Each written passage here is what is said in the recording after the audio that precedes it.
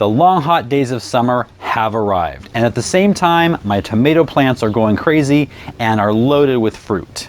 In this video, I'm going to cover what you need to do to avoid disease, keep production going through the heat, so you can sail through the summer and end up with a bountiful harvest. Coming up.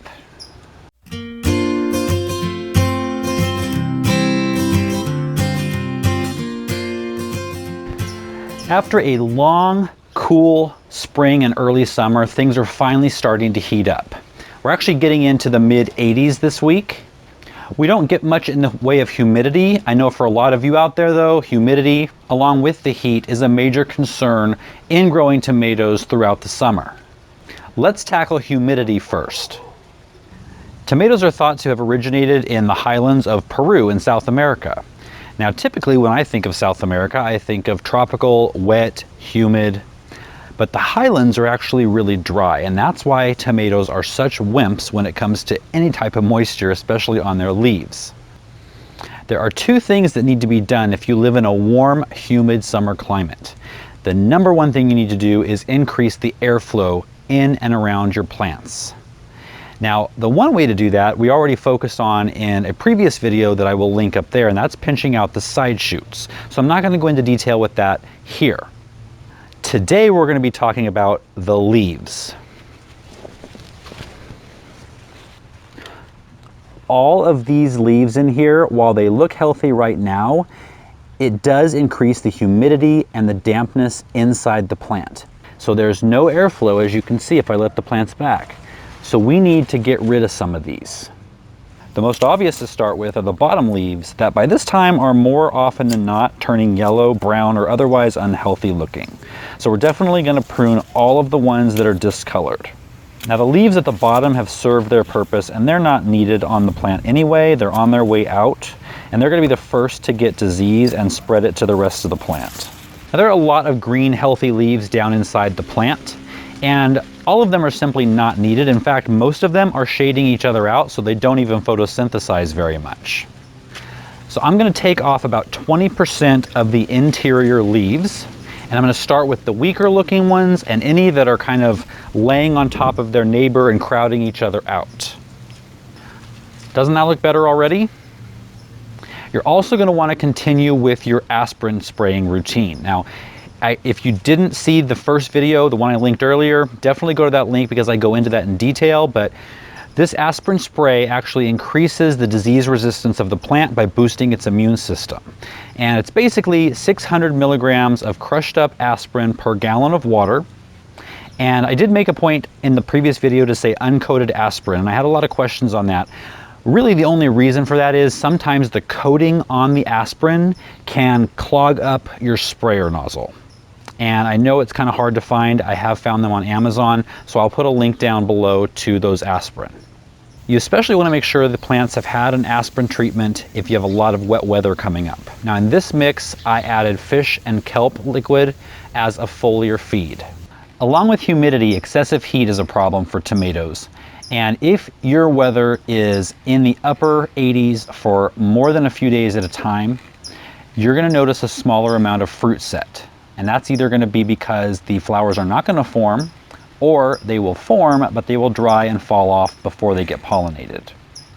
We can't control the weather, but what you need to do is get yourself some 70% shade cloth. I'll put a link down below, and just throw that over your tomato plants when those temperatures get into the upper 80s for a few days. And that is going to lower the temperature inside enough for the tomatoes to push through. Now, if you have an extended period of heat, the shade cloth may or may not work, especially if it's really high, like in the 90s, 100s. But if you can keep the disease away, like we mentioned before, then when that weather starts to cool off, the tomato plants will start producing again. In the heat, you're going to want to make sure your tomatoes are well watered. Tomatoes like a consistently moist root run. However, too much water can also be a problem. So what I do is I just do the finger test. A lot of times the soil on top of the ground looks dry, but if you stick your finger in the ground, you want to feel moisture a couple inches in. The tomato plant itself will actually let you know if it needs moisture. You're going to notice if it's really hot and it's really dry, the soil's too dry, you're going to notice the leaves start to curl up a little bit. Now, it's not dangerous, but you do need to water fairly soon. One thing though about that is, if you let your tomatoes curl a little bit, it introduces some stress to the plant.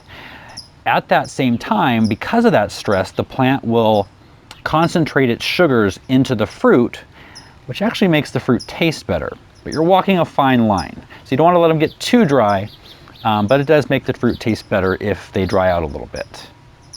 Another problem I've had is if a lot of tomatoes on the same truss are pollinated and grow to maturity, like you see right here. There are 4 tomatoes. They're all fairly different sizes, but there's 3 more here that have been pollinated that are still left to come. What I've noticed is a lot of the branches will start to bend down, and if it's too heavy, they start to crimp and break at this point. They just can't handle the weight of the maturing fruit. So depending on the support system you have in place for your tomatoes, you might need to create some extra support for those particular trusses. And I just used some twine or some of the elastic line to just take some of the stress and weight off of that developing truss of fruit. One more problem you might run into is a lack of pollinators. There's a lot fewer bees than there used to be. And so I notice for the first half of the season, it's very difficult to have enough bees in the yard to take care of everything. And so I have to be the bee. I did a video a few weeks ago on pollinating your tomatoes by hand. It's a 2-minute tip. I'll put the link down below or up in the corner. So watch that. There was a couple of things that I didn't include in that I will go over here. Number 1, adding plants in and around your area of tomatoes that attract the pollinators. Now here in this garden, I've got some cosmos. It's got a great open center with lots of pollen. I also plant basil because what I found out a couple of years ago is I accidentally let my basil go to flower and the bees went nuts. I mean, I probably had 30, 40, maybe 50 bees swarming around one plant.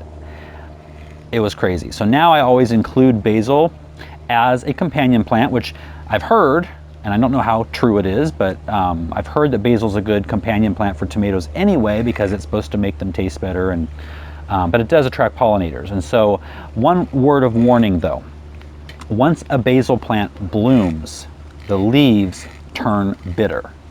So I actually plant purple basil that I let bloom for the bees, and then I have green basil which I keep pinched at all times for me. Now if bees still aren't plentiful in your garden, you'll need to pollinate the plants yourself, and you can follow the steps on that video. There's one thing I didn't include in that though that I had forgotten, and I didn't use it myself, but several people had mentioned it, and that is an old electric toothbrush. Now, do you guys let your toothbrush get this dirty before you change it out? Just kidding.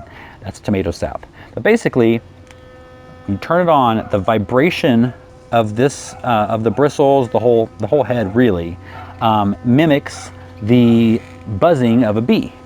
And so when you get in there, the toothbrush will shake the pollen loose so that it has a chance to float over to where it needs to be to pollinate that plant. That's it. I hope this takes you right through the summer, keeps the harvest of tomatoes coming in. If you like this video, give us a thumbs up. Don't forget to subscribe, and we'll see you guys next time.